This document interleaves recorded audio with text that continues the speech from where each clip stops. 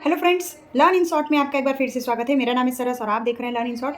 Friends, आप लोगों को तो पता ही चल गया होगा, शायद कुछ लोग अनजान होंगे कि आपका 20 अप्रैल तक टीआरई 4 का नोटिफिकेशन आ जाएगा और 5 से 6 दिन बाद आप फॉर्म भरना स्टार्ट कर देंगे। तो आप में से बहुत सारे लोग नोटिफिकेशन का वेट कर रहे थे। एग्जाम डेट तो आपको पता ही है कि आफ्टर 20 सितंबर आपके कंटिन्यूसली कई दिन एग्जाम है। तो फिर अभी आप लोग बहुत मतलब अपने तैयारी को आपने रोका हुआ था, तो आप अपनी तैयारी को शुरू कर दीजिए। और चाहे तो आप अब अभी भी कोर्स ले सकते हैं, अदरवाइज़ आप सेल्फ स्टडी भी कर सकते हैं।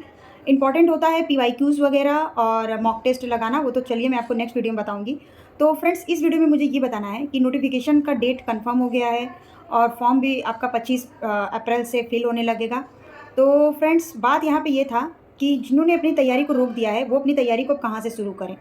तो सबसे पहले तो आप एक पीवाईक्यूज़ का वो ले लीजिए, अगर आपके पास है तो अच्छी बात है, नहीं है तो पीवाईक्यूज़ आपको यूट्यूब में बहुत सारे मिल जाएंगे। पीवाईक्यूज़ पहले आप उठाइए। अगर जो नए हैं उन्हें तो बिल्कुल नॉलेज नहीं होगा, जो पहली बार देंगे या फिर सेकंड टाइम देंगे, लेकिन जो टीआरई 1, 2, 3 और जो 3 वाला कैंसिल हुआ था, 4 टाइम जिन्होंने एग्ज़ाम दे दिया होगा उनको काफ़ी जानकारी होगा। तो अब उनको क्या करना चाहिए, और आप देखिए अपनी स्ट्रैटेजी को बना कर ही पढ़ाई करना होगा। और मैंने भी टीआरई में 1, 2, 3 में फॉर्म नहीं भरा था, लेकिन मैं 4 में फॉर्म भरूँगी और मैं भी एक बार देखूँगी कि कैसा एग्ज़ाम में क्या होता है। तो मैंने भी अभी कोई प्रिपरेशन स्टार्ट नहीं किया था। तो आप लोग भी शायद बहुत सारे मेरे नए व्यूअर हैं, बहुत सारे लोग पुराने व्यूअर हैं, बहुत सारे लोग अभी कॉन्ट्रैक्ट में वैकेंसी में कॉन्ट्रैक्ट वाला जो वैकेंसी आता है उसमें सेलेक्शन लिए हैं और बहुत सारे लोग उसमें वर्किंग है ऑलरेडी। तो लेकिन आपको ये जॉब अप्लाई करना चाहिए या नहीं करना चाहिए, तो आपको ज़रूर करना चाहिए। अगर आप जॉब के साथ अपना पढ़ाई मैनेज कर पाएंगे तो गर्मी की छुट्टी भी स्टार्ट हो जाएगी अब 8-10 मई से। तो अपने आप पढ़ाई को कंटिन्यूसली रखिए। और जॉब के बाद थोड़ा टफ हो जाता है, ये मेरे साथ भी इशू है, क्योंकि जॉब के साथ फिर मुझे करने में तो ये थोड़ा सा परेशानी हो जाता है। तो अदरवाइज़ फ्रेंड्स, आप अपनी तैयारी को करिए। और अब स्टार्ट कहाँ से करना है, तो सबसे पहले पीवाईक्यूज़ देखिए, चाहे आप नए कैंडिडेट हो चाहे पुराने हो, पीवाईक्यूज़ देखिए।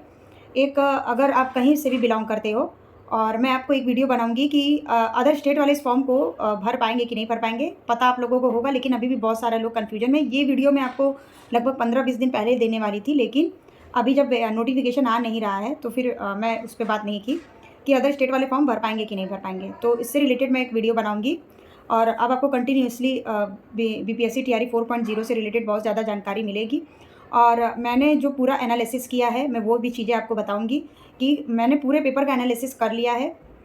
मैंने क्या, अगर मैं फॉर्म भरती हूँ तो, नहीं भरती हूँ तो बात की बात है, लेकिन मैंने सारे पेपर का एनालिसिस किया कि कहाँ से क्या चीज़ पूछा जा रहा है। एनसीईआरटी को बहुत ज़्यादा फॉलो कर रहे हैं।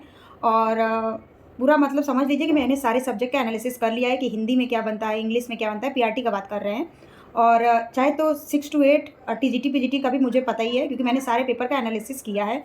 लेवल कहाँ तक का है, पीआरटी का लेवल कहाँ तक का है, 6 to 8 का लेवल कहाँ तक का है, 6 to 8 में सब्जेक्ट वाइज कहाँ से क्या पूछा जा रहा है। अगर आप हिंदी इंग्लिश पर्टिकुलर सब्जेक्ट के हैं, हिंदी इंग्लिश संस्कृत या फिर उर्दू, तो वहाँ भी क्या क्या चीज़ें नए को ऐड कर दिया जा रहा है। क्योंकि इनका जो सिलेबस है ना, ये आपका सिलेबस जो है ये प्रॉपर नहीं है। ये कहीं से भी कुछ भी पूछ सकते हैं, बस ये लिख देते हैं कि आपसे इतने स्तर तक का पूछा जाएगा और ये सब्जेक्ट पूछा जाएगा। तो इसमें बहुत ज़्यादा चीज़ें हौच पौच हो जाती हैं। तो देखिए, नंबर ऑफ़ वैकेंसी बहुत कम रहेगा, मतलब सीट, क्योंकि 45,000 भले ही रहे, लेकिन या फिर 40 के लमसम रहेगा, 45-40 मान लीजिए। तो लेकिन ये है कि सीट आपको 10,000 के लगभग पीआरटी का मिलेगा। मैंने शायद एक वीडियो बनाया था कि किस में कितना सीट है, और वही सीट पे ही वैकेंसी आएगी। तो उस पे मान के चलिए कि मैं आपको भी नेक्स्ट वीडियो पे दूँगी बनाकर कि अदर स्टेट वाले वो कहाँ पर फ़ाइट करेंगे, अगर वो बिहार से बिलॉन्ग नहीं करते या फिर बिहार के जनरल कैंडिडेट है तो। क्योंकि आपको पता ही है कि जनरल कैंडिडेट के लिए 16 के जो जनरल बिहार के हैं, तो 100 में से सिर्फ 16% ही वो लोग को वो मिल रहा है। तो उनको क्या है कि नंबर बहुत अच्छा लाना होगा। वो कम नंबर में आपका सिलेक्शन थोड़ा मुश्किल हो सकता है। आपको टीआरई 2 में जो हुआ था ना, आपको वो लेकर चलना है। बीपीएससी टीआरई 2 में आपने देखा होगा कि पीआरटी का कट ऑफ 90 गया था। और सब्जेक्ट के अकॉर्डिंग, जैसे कि अगर मान लीजिए किसी ने 6 to 8 का इंग्लिश में पेपर फॉर्म भरा होगा, तो इंग्लिश का टीचर बनने के लिए या फिर हिंदी का टीचर, तो लगभग 70 के करीब कट ऑफ गया था उस टाइम। तो आपको सब्जेक्ट का उस बार वैकेंसी थोड़ा ठीक ठाक था, क्योंकि पहले बार 6 to 8 9, 10, 11, 12 का हुआ था। लेकिन इस बार सब्जेक्ट की वैकेंसी बहुत ज़्यादा कम रहेगी, तो इस बार सब्जेक्ट का ज़्यादा कट ऑफ जाएगा।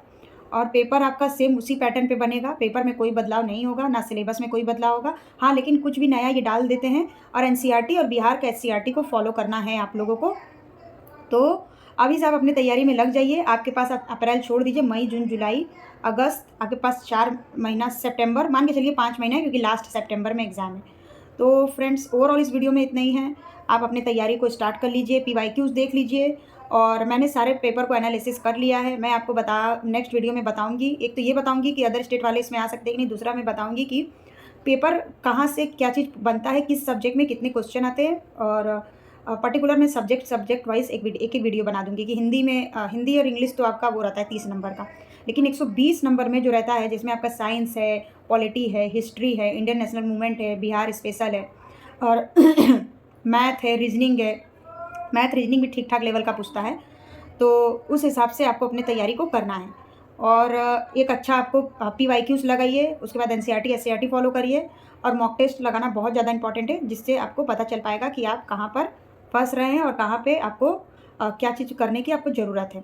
तो फ्रेंड्स, ओवरऑल इस वीडियो में इतना है। मिलते हैं नेक्स्ट वीडियो में नए इन्फॉर्मेशन के साथ। और अपना आप अगर जीरो से आप स्टार्ट कर रहे हैं तो जीरो से स्टार्ट करिए, और आपका इससे रिलेटेड कोई सवाल होगा तो आप ज़रूर कमेंट करिएगा। मैंने एक वीडियो बनाया था, उसमें काफ़ी ज़्यादा व्यू है, और काफ़ी ज़्यादा लोगों ने का सवाल भी है कि मैथ के लिए किसका कोर्स लें। तो मैं एक आपको मैथ का पर्टिकुलर आप ऑनलाइन फ्री में कहाँ से पढ़ सकते हैं, मैं पूरा आपको एक डिटेल बना के दूँगी, और आपको एकदम बेसिक से वहाँ पे पढ़ाया जाता है। तो फ्रेंड्स, तब तक के लिए बाय बाय। वीडियो पसंद आए तो लाइक करिए, चैनल को सब्सक्राइब करिए, अपने दोस्तों के साथ शेयर करिए। कोई आपका सवाल है तो आप क्वेश्चन कमेंट कर दीजिएगा, मैं जवाब दे दूँगी, या फिर उससे रिलेटेड वीडियो बना दूँगी।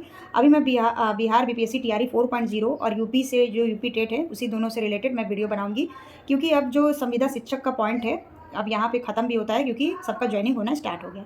तो फ्रेंड्स, तब तक के लिए बाय बाय। मिलते हैं नेक्स्ट वीडियो में नए इन्फॉर्मेशन के साथ। सर आज का पॉडकास्ट जैसा मैंने बोला कि टीआरई 4 के लिए है।